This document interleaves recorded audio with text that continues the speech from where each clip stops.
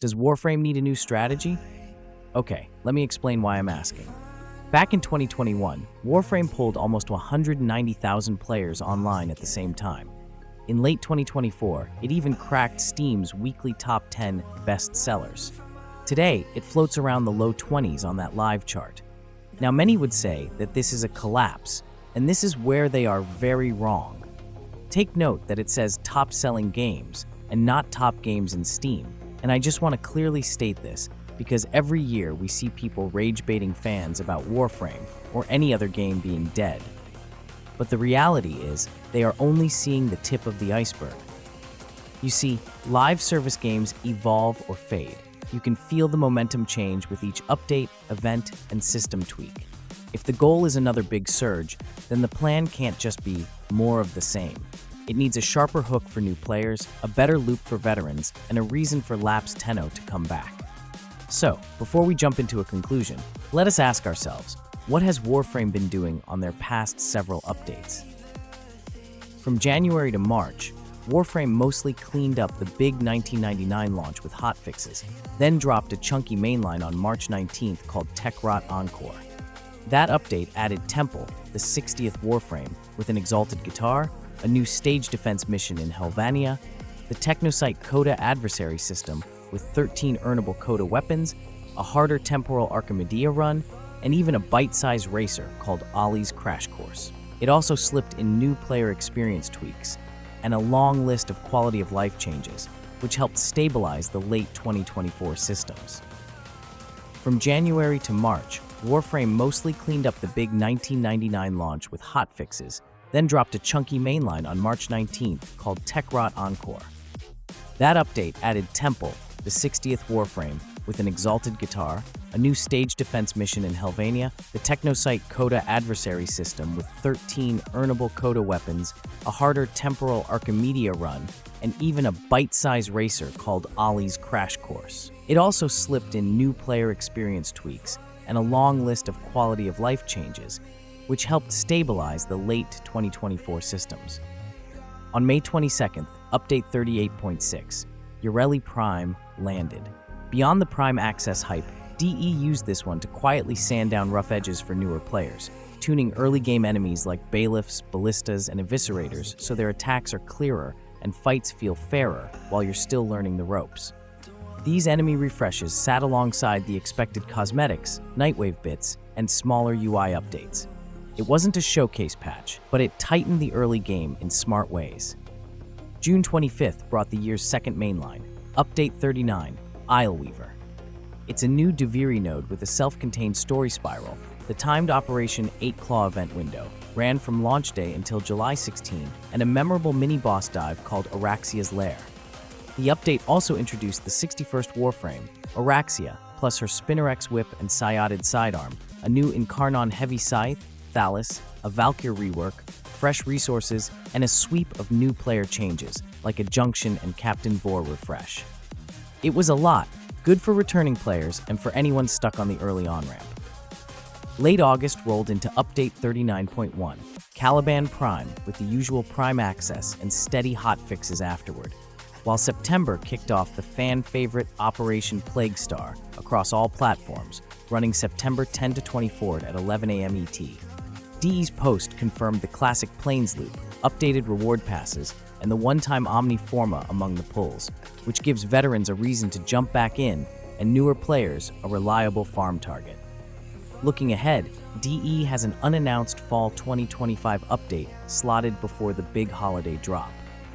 TennoCon's recap spells out the beats: a new Warframe, a full Oberon rework, a Lavos Deluxe, and a dedicated modding tutorial quest called The Teacher, built with Sumo Digital to help players actually understand power scaling early.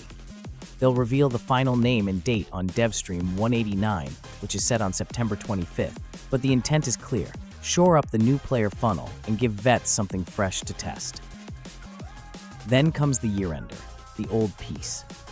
DE's trailer and TennoCon page frame it as a story chapter that lets us peer into Tau, not a full move yet, but an astral memory dive with your operator, Lloyd, and the Lotus, plus a sentient friend named Addis. Media briefings and show floor coverage also highlight the Devil's Triad side story. Uriel, a new frame, and 2 proto-frames for Harrow and Wisp, along with movement and focus updates teased during the demo. The target window is late 2025, with a larger Tau beat planned in 2026, so Old Peace operates like a high-polished bridge. Big narrative, striking set pieces, and systems teases that set up the next era. If you've been playing Warframe a long time, the 2025 cadence from January through September looks very familiar on the surface. Another round of Prime Access beats, Yareli Prime in May, Caliban Prime in late August, fresh Tenogen and cosmetics, a time-boxed operation in the new mainline, 8claw alongside Iselweaver, and the return of a legacy farm in Plains of Eidolon with Plaguestar this September. The loop is the loop. You jump back in, farm the new frame, weapons, cosmetics, and bounce. If you only stare at the new stuff, it does read as same grind, different month. But underneath that churn, Digital Extremes pushed a lot of meaningful fixes, reworks, and onboarding overhauls. March's Techrot Encore quietly reshaped core systems. It introduced a sweeping Exalted Weapon Pass, Exalted Stances grant capacity, set mods now apply correctly, removed the old Zorus combo penalty, converted Atlas, Gera, Korra to true moddable Exalted kits, and retouched Ashe with a new ability combo system. Real combat feel changes, not just numbers. It also started the new player pathing cleanup by shortening early star chart routes and loosening quest locks so players hit the cinematic spine sooner. June's Iselweaver took that baton and sprinted. Full junction user interface and task refresh, a Captain Vor boss rework, new arena, mechanics, clearer tells, plus Steel Path arcane drops, a pile of new player experience tweaks, free alternate starter gun after awakening, no more plant scanning, just pick them. Archwing Launcher is now a straight quest reward, small railjack buffs in the new war, and practical quality of life like dojo funding tools and Captura improvements. On the frame side, Valkyr got a proper kit pass in 39.0 with additional ripline and hysteria polish through hotfixes in 39.1, and May's Yareli Prime patch dropped enemy readability updates specifically for newer players. Bailiffs, ballistas, eviscerators now telegraph better. For those hunting for something wildly new, the updates from January to September won't light your hair on fire. It's the familiar rhythm. Prime Access drops, fresh skins, a returning operation, and the same grind routes we all know by heart. That can feel stale if you only look at the shiny surface. But the flip side matters. Digital Extremes kept tightening the nuts and bolts all year, from early game cleanup and boss refreshes to frame reworks and quality of life fixes that make the day-to-day smoother. It's not headline stuff, yet it shows a studio that's still in the trenches, sanding rough edges so the whole game plays better. If you want new in the loud game-shaping sense, the Old Peace is the one to watch. It's more than a visual glow-up for our operator, and more than the opening chapter of the Tau system arc. Digital Extremes is positioning this as a power fantasy bump for operators themselves, new abilities and ultimate-style finishers that change how we approach fights, movement, and builds. Pair that with the story punch, the trench combat flavor, focus updates, and new frame content around it, and you get a chapter designed to shake routines instead of feeding the same loop. If you've been waiting for a reason to feel different moment to moment, Old Peace is built to be that pivot. On revenue, the Steam charts back up your point without screaming decline. Warframe bounces around the live global top sellers list, and as of today sits number 29, a revenue-based chart that updates constantly and counts DLC and in-game transactions, not just base game sales. In other words, hovering in the top to 30 means people are still spending. It's just noisy week to week. The key context: Valve's own docs confirm those top seller lists are revenue lists, not player count lists, so being on them at all, let alone that high for a free game, signals ongoing spend. Where I agree with you, Prime Access doesn't feel as must-buy as it used to, and a lot of vets now see it mostly as a platinum bundle with convenience perks. Meanwhile, the Gemini series that launched with Warframe 1999 had a very different pull. They weren't just skins, they were identity swapping, voice-acted looks tied to the 1999 fantasy, and they were sold both for platinum and in real money packs. The impact showed up on Steam's weekly revenue chart. The week of Dec 10th to 17, 2024, Warframe hit number 9 on the weekly global top sellers, again by revenue, right when 1999 and Gemini went wide. We don't have DE's private revenue sheets, but that chart position is a strong public signal that the 1999 and the Gemini skins moment were one of Warframe's biggest recent revenue spikes. And it helps explain why Prime Access drops can feel flat next to flashier, better-themed cosmetics. You can feel how generous Warframe's economy is when you look at cosmetics.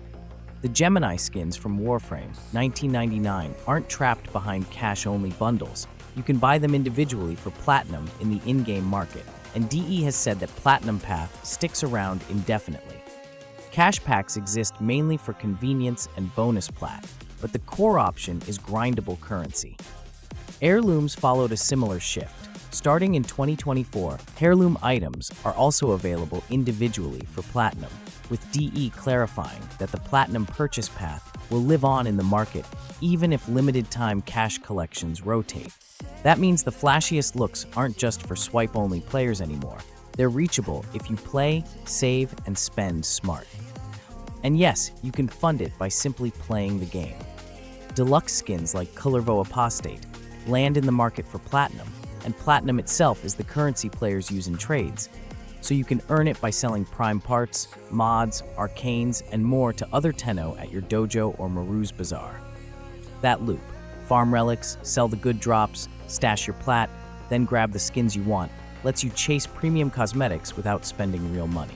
Few live service games let the community's premium currency circulate through player trading like this, and it's a big reason Warframe's fashion scene stays inclusive and lively.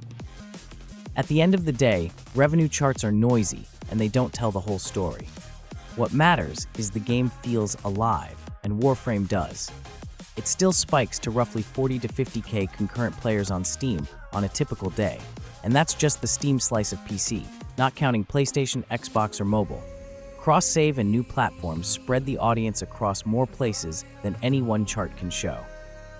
So if I were you, I'm not sweating weekly sales ranks.